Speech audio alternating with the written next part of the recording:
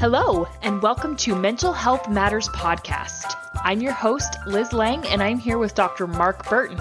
In this podcast, we will talk about all things mental health. Thank you so much for joining us.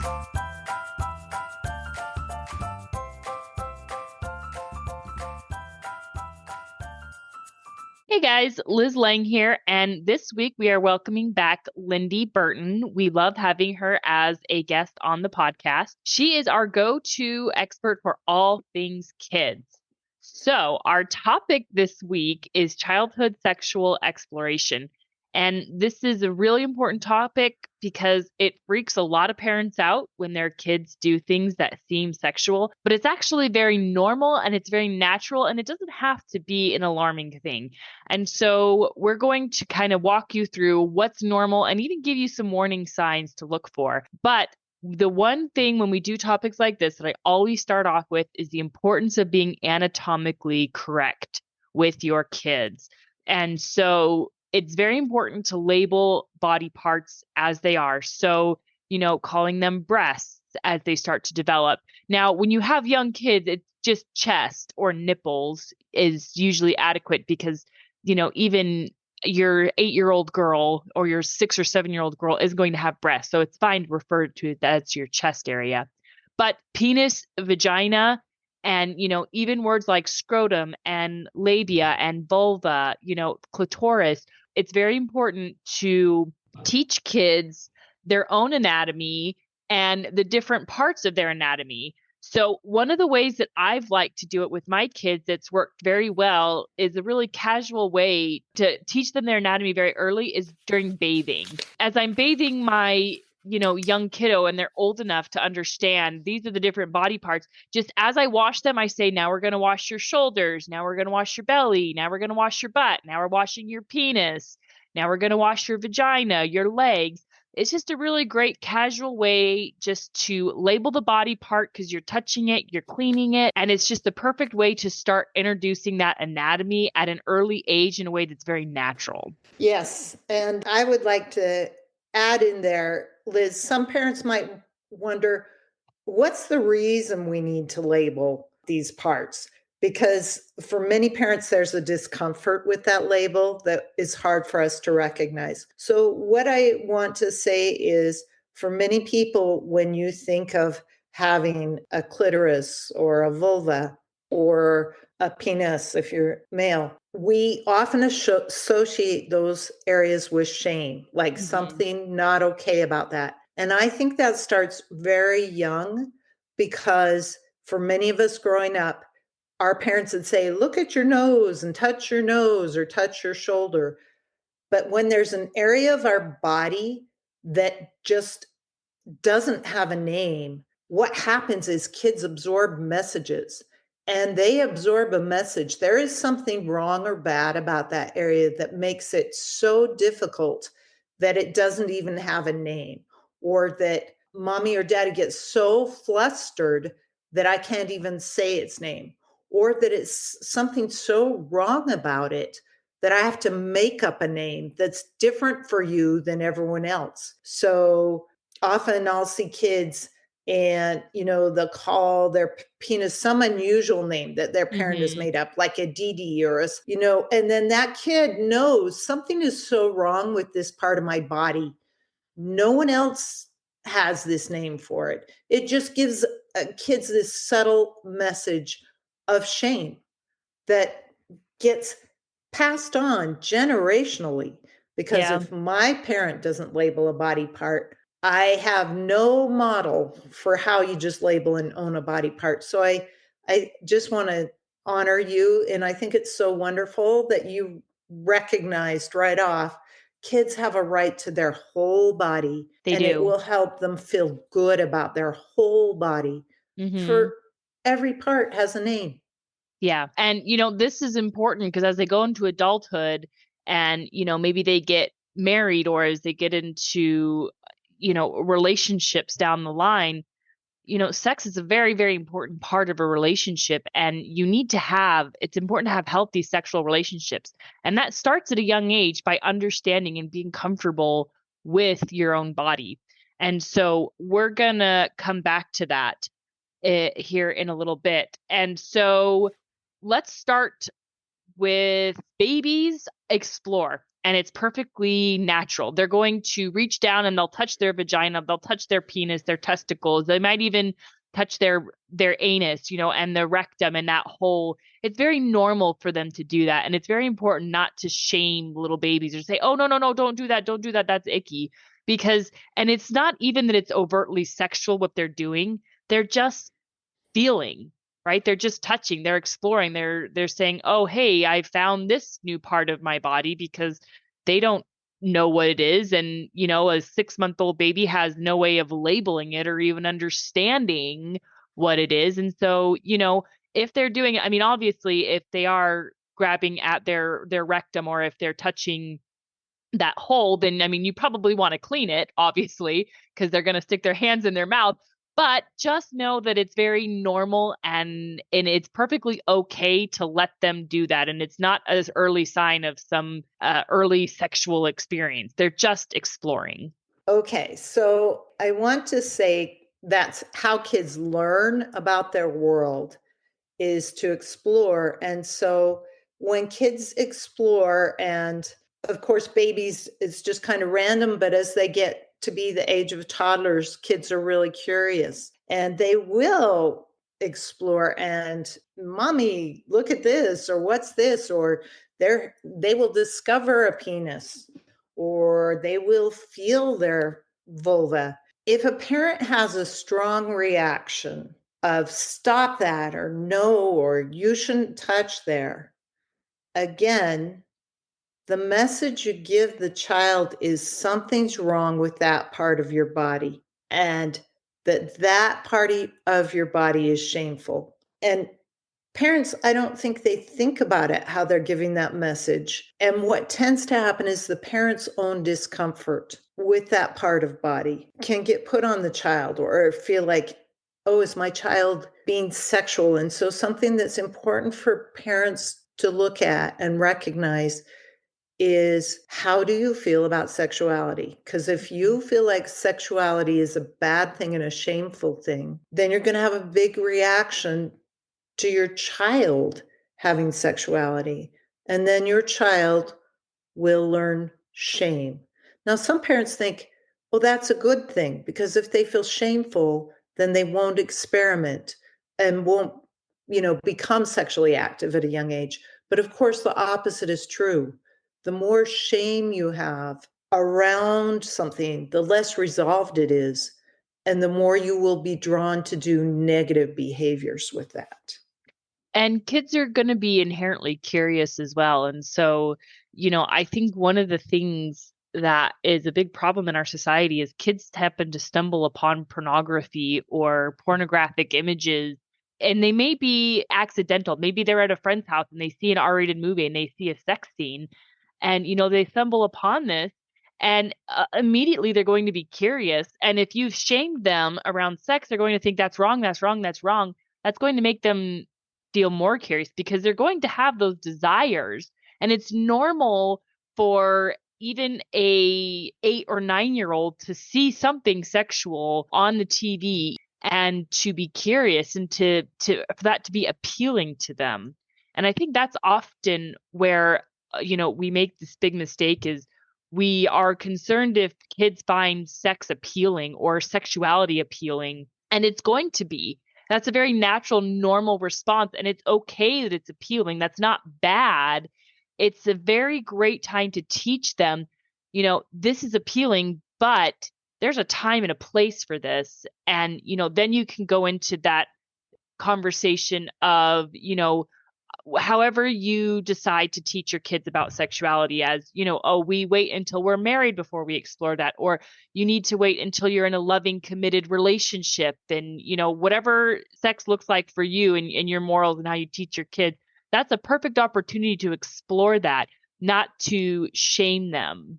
Right. And I want to say, because I love the way you began with the idea of when kids are really little, give them information. Yes. And I think it's that foundation. So, starting with when kids are toddlers and explore their bodies, or when they're a little older, they're going to find that rubbing parts of their bodies feels good. Mm-hmm. Across the board, the research is clear. All children masturbate. You can see it or not see it. That's just part of exploring. Just like I would say, all kids have picked their nose. They've found this hole and their fingers gone in it. That's not because they're bad. That's because they're curious and Mm-hmm. they've put fingers in their mouth. So they are going to discover their body and discover that parts of their body feel different ways when they're touched. And this is the time that how parents handle it makes all the difference for the foundation for everything to come, as you're saying, like wherever they explore. So, in that moment, when kids are little, if we do a response of, no, stop that, don't do that, that's wrong, we are teaching kids that that's a shameful, and I get mad at you when I see that. I express this anger. And what I am doing right then is shutting down any communication from here on out so that later on, as you grow up, if someone were to be sexually inappropriate with you, the last thing you're going to think of doing is bringing that to me. Mm-hmm. Because I already got really mad just when I saw you exploring yourself. And it's funny, but we do this thing of wiring our brains by repeated experience. So if a toddler is exploring their body, if a 4-year-old is masturbating, and a parent says, oh, that part of your body feels so good. Your vulva feels so good when it's rubbed, or your clitoris feels so good when it's rubbed. And acknowledging that feels really good. And it looks like you're trying to make your body feel good right now. Mm-hmm.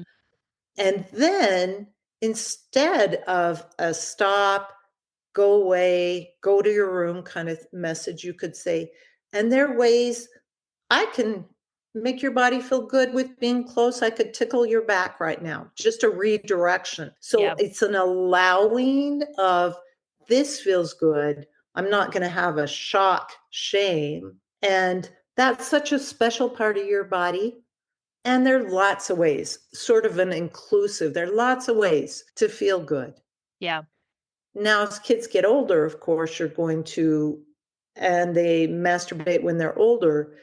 And it helps, again, to recognize that's a normal, natural desire. Yes. Because shaming that is just important for parents, again, to hear this. If you shame your child around their sexual exploration, what it will guarantee is that down the road, if someone explores with them, the last thing they're going to want to do is let you know about that. Mm-hmm. They're going to have already learned that this makes me bad. Yeah. And it stops that information giving to parents.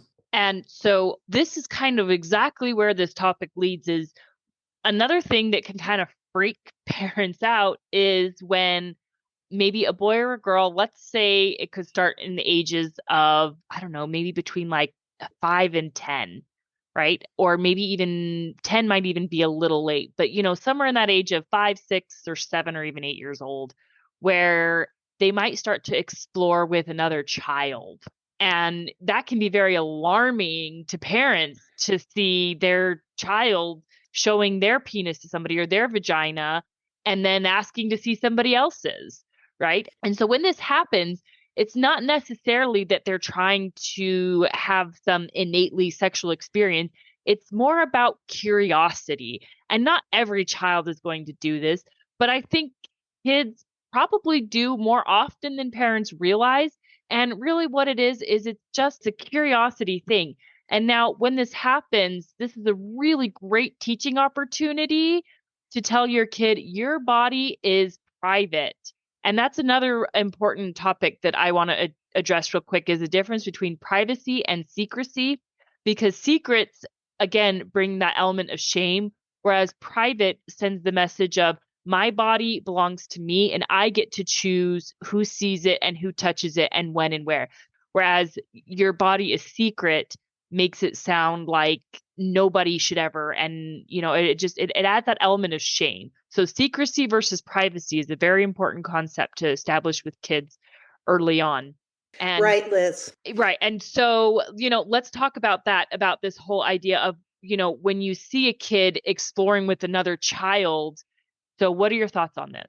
Okay, so again, I want to go to the foundation, which is, and you're right, all kids are curious about these wonderful bodies. And so, as kids being curious about bodies, something that's really helpful is to have kids see books that show bodies. Because if I can understand, if I'm a girl and I can see books about girls look like this, just like me, and boys look like this, in the books, just, this is what boys have a different body. It helps me not be as driven to do the show and tell with other kids. So a part of, you're right, show and tell, I want to say, I call it show and tell. Kids Mhm. getting naked and seeing each other's bodies is definitely a part of childhood for many, many kids. Part of that is because they've been so curious about, how does your bottom look different than my bottom? And if you can cover that so that the curiosity isn't as high in a very natural, normal, this is how bodies are.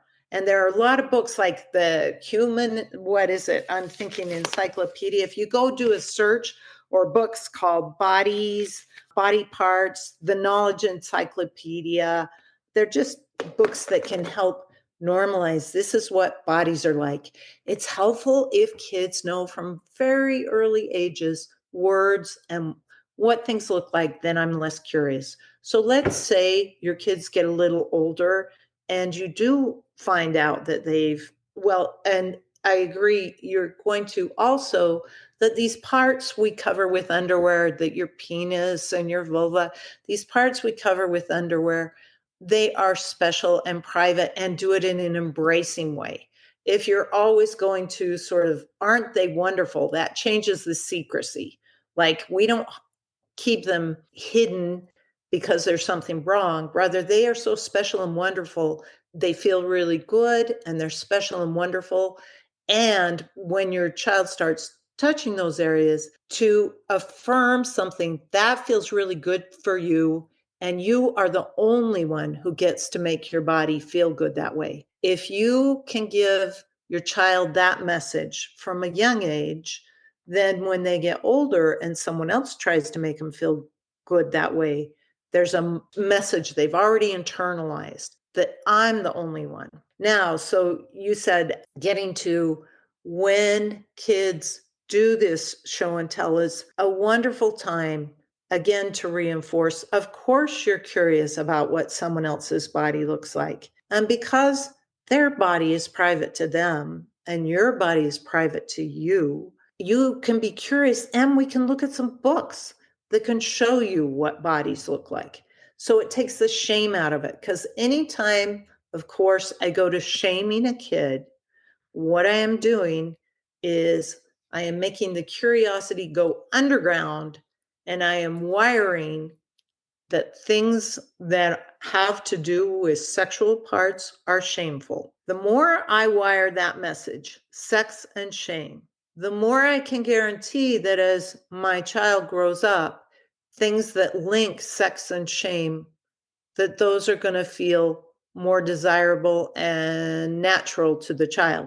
It's one of the reasons I think pornography is such an issue is, of course, we're curious, but the more we've had sex linked with shame, anything that brings up that sex and shame feeling is going to feel kind of right.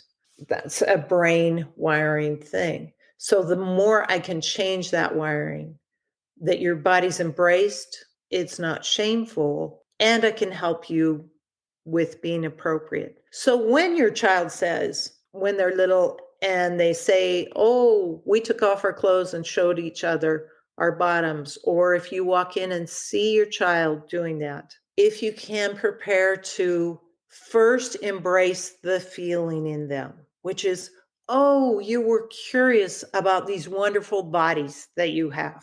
If you can go there first instead of, what are you doing? Stop that. Makes a huge difference, because as we look at it overall, we want our kids to feel sexually healthy and be sexually safe. And Mhm. if my 7 or 8-year-old is playing with a friend and doing natural curiosity show and tell, and my reaction is one of horror or shock, just think about this. If someone down the line were to do something inappropriate with them, are they ever going to come and tell me? They already know I will feel horror and shock. And now they're in an experience that is so overwhelming. It's part of the reason across the board, kids do not tell their parents when there's been sexual abuse. And they don't tell because even though those parents later on might say, I want you to tell me if anyone does this, the child has already learned at an earlier level, no, my parent has a big, strong anger reaction when they see anything to do with my private parts. Mhm. Is Yeah. that clear? Yeah, that makes perfect sense. And so, again, we need to realize and recognize that eventually your kid is going to be sexually active, hopefully, and be in a Mhm. loving, committed relationship and be sexually active. And it starts at a very, very young age. Building that foundation for a healthy sexual relationship starts in childhood. And, if you're a parent and you've maybe done things or you're panicking, thinking, oh no, I've ruined my child because I haven't handled it appropriately. It's not too late to fix it and to just have that open conversation of, our bodies are great and they do such wonderful things for us. And, they serve a very important function because our penis and vaginas, they are more than just about sex. They also serve an important function of using the bathroom, which is something that everybody has to do. And so sending these messages at an early age is very important. So another thing that I want to touch on, because I'm sure this has to be very common, is when kids catch glimpses of their parents naked or in some sort of state of undress. I mean, if you live in a house with somebody, it almost feels inevitable. Eventually, your kid is going to walk in on you in the bathroom or in the shower, right? I mean, it's happened to me before. Kids are going to waltz in and they're going to see all your full glory, completely naked. So what is an appropriate response to that? And I can already guess that it's not, oh no, get out, I'm naked, go away, I'm naked. Maybe I would guess take it from an approach of, hey, I'm in the shower, I'm not dressed, I need you to go, and send that message that my body is private and I'm not choosing to let you see my naked body. Yes. So again, this all varies based on age. And I want to say younger kids around up until about 7 are really oblivious around bodies. So if your 4-year-old walks in on you, they're not going to register much. If they look at you in a funny way or strange way, you can acknowledge my body looks different than your body. It changes when you get older. Just that, giving information. Then around age 7, you'll notice a child will start becoming more aware of their privacy. And that's a great time for you to also, of course, be more aware and not be around them undressed and give those privacy messages, and for you to knock on their door before you come in, and for you to give a message of that they have a right to privacy and that they can dress themselves, and those kind of messages around, I'm honoring that your body is private.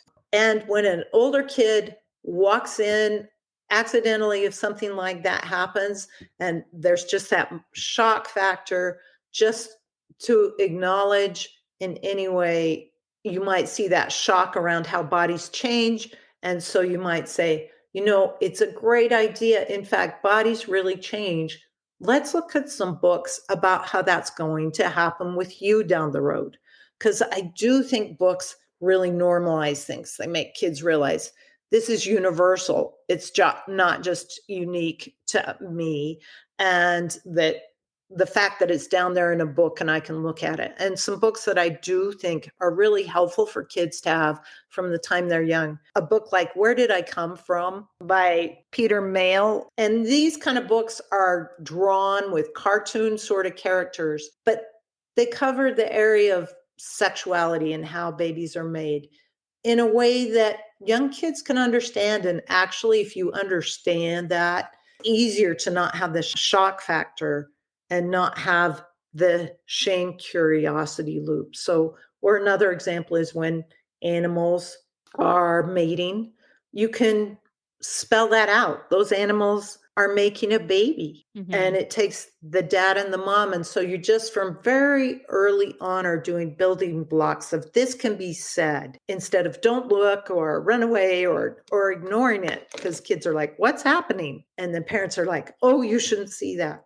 It's those kind of shock factors and trying to hide that create this weird shame in kids versus, again, as you said, like a child walks in, just that, oh, that was shocking for you to see my body naked, of course, because I keep it covered because my private parts are private, just like I try and give you privacy. And if I can talk about it in that way, helps take the shame out of that walking in. And it helps normalize bodies too. I mean, because Yes. we want it to be normal. We want bodies to be normal. We want sexuality to be normal, and we want kids to understand a time and a place.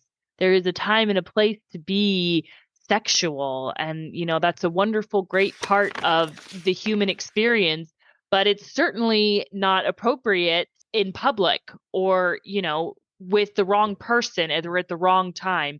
So these are all very important messages that we can get into.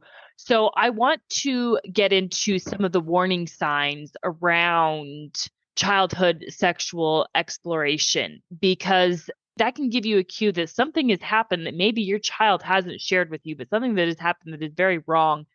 So if kids are exploring in a sexual way, or if they're exploring their bodies, or if they're doing something, what's a warning sign to look for that, they've been exposed to something or that something has happened that's definitely not okay? Yeah, that's a really good question, Liz, because you are right. The natural curiosity is normal, and we're not going to make a big deal of that. There is a difference when kids have been sexually abused. And what that often sets up is for the children to do what's called sexually reactive play. And that is because something overwhelming has happened to a child, and a child's way of getting a handle on that overwhelming thing is to reenact it in some way. That's not because a kid is bad. And so when a child does sexually reactive play, the warning signs are one, if it's repeated, like there's a frequency of a child doing repeated incidents of, frequent sexual play. And two, the sexual play tends to have a bigger component. Kids are curious and do show and tell.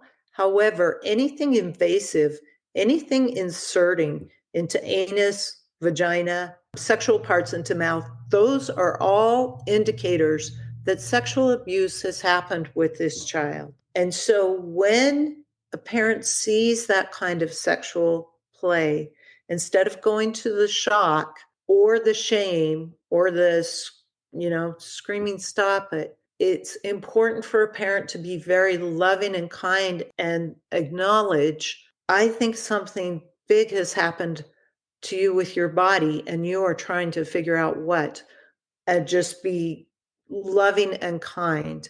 And then, of course, next steps are to figure it out.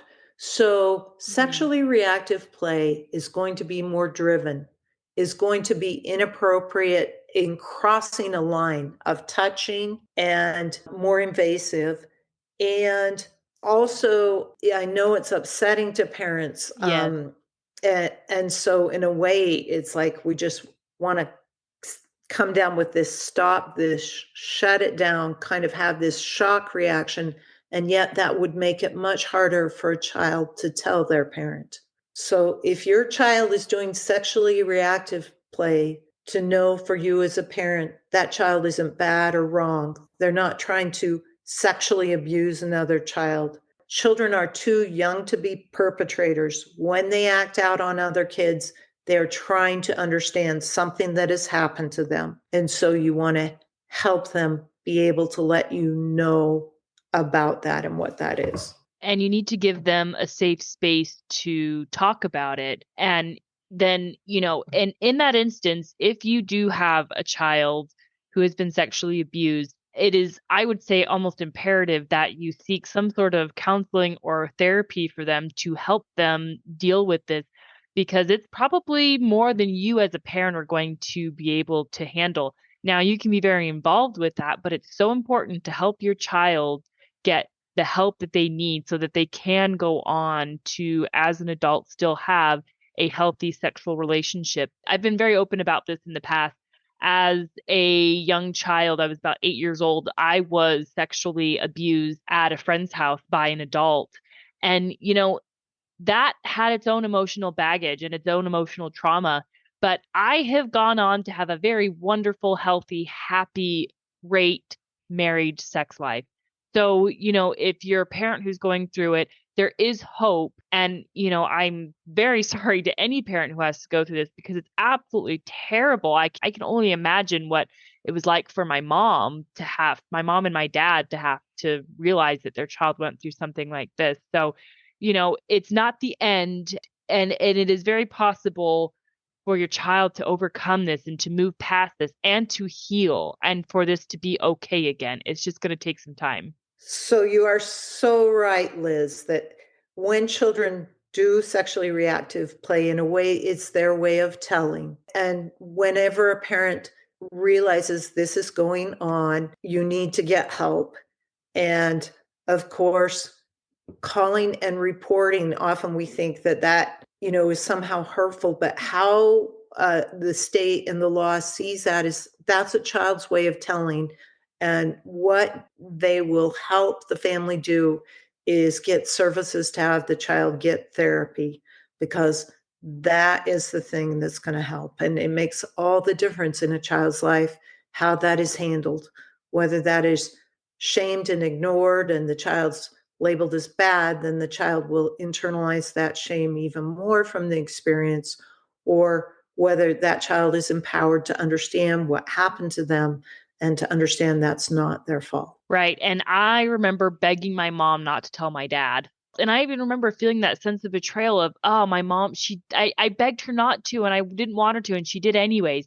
Obviously, she had to tell my dad. Right. And then the next really big, scary thing that was really hard was having to tell the police and all of these things. And this is all very frightening. It's all very confusing to a kid. And so, I just want to kind of reiterate the importance of being supportive and being responsive to your child and validating your child. I can see that you're afraid, or, I know you're uncomfortable and I know you don't like this. And I know you wish this would just go away, and this is terrible, but I'm going to be here for you and I'm going to do whatever I can to help you, and really just kind of give that reassuring and responsive message of, I'm going to help you through this, and letting your child be afraid, and acknowledging that they're afraid, because this is a really scary, awful thing, to have to go through. And so it's very important to talk kids through and to be there and to let them know that they can talk to you openly about their experience, and they can be open about their thoughts, because I'm sure they're going to have confusing thoughts. They might even have confusing sexual feelings around it years down the road, and to let them know that you're a safe person for them to talk to about these bizarre sexual feelings that maybe aren't appropriate, so that they can voice that to you and that you can talk about it and acknowledge, or find somebody else to talk about and find a healthy way to deal with this sexual trauma. I love the way what you just shared kind of ties today all together, in that what we're saying is this message we're giving children of, I'm your ally, I see you and I understand you, and I support your health physically, sexually. I support you in every way. That comes from the time our children are very little, in the way we were responding to them every step of the way around sexuality, in the way we respond to their curiosity, in the way we give them information, in the way we make ourselves safe. And that if we can be those safe parents who have held and nurtured our children around their sexual development, they can come to us. They won't have that fear, as much of that fear and that shame Mhm. response. They'll know they have an ally which is going to be so important. And that's a great time, whatever your morals are for your kid, to teach them, because it's very important to teach your kids your morals, and you can do it at a young age. And so these are really great teaching opportunities. And that is where it starts. That is where healthy sexuality starts, is at a young age. Yes. Okay, Lindy, this has been a really great episode. Thank you so much for coming on to the podcast with us. We are always happy to have you as a guest. So, in conclusion, what are some resources that you are aware of for kids who have been sexually abused? Obviously you could go see yourself at Aspen Grove Counseling. That is something that you help kids with. Is that correct? Yes. Okay. Aspen Grove Counseling. What are some other resources that you know of that parents can get to if they need those? Okay, so to call the Division of Child and Family Services if there's been any incident that concerns you of another child, maybe having sexually reactive play with your child, you want to call and report that so that kid can get help. Or, of course, if your child is doing that, to be a step in helping your child get help. So there are those resources. Or if it isn't something that DCFS says is reportable, but you have a feeling something's the matter, take your child to a child therapist. I really like child-centered play therapy because it's very non-invasive and a child's able to get to their issues in a very healthy, safe way. I think books are really helpful. I think starting early with books around body parts, and then books around not keeping secrets and telling around abuse. And then as kids mature, of course, books about what's happening to me. That's the name of a book. And certainly books about how babies are made. All those kinds of things that give a kid a message of, this is something we can talk about. This is something that's safe. Those all lay the foundation for your child, if there ever is a violation, that you are a safe person that they can let know. Yeah, absolutely. Okay, great. Thank you. And as always, books that we reference and websites that we reference, I have those listed in our show notes. So I will have those for you. And then obviously, a quick Google search will have plenty of books that you can do. And another thing that you can do that I did with my girls is I just found a diagram, and it was a drawn diagram of the vagina and all the different parts and their labels. So I could just say, this is what the different parts of the vagina are. This is what they look like. And this is what we call them. And, that's another great way just at an early age to help your kids understand. So thank you again, Lindy. Next week, Mark will be back with us, and we are going to get into overcoming an eating disorder. I'm very excited to share another listener story who was willing to share with us her experience of getting to a healthy place after an eating disorder. So we will see you all next week. Thanks, everyone. Have a question for Dr. Burton? How about a topic you'd like us to cover? Send us an email at mentalhealthpod21@gmail.com. This podcast was produced and edited by Liz Lang. Music is by Audio Lounge.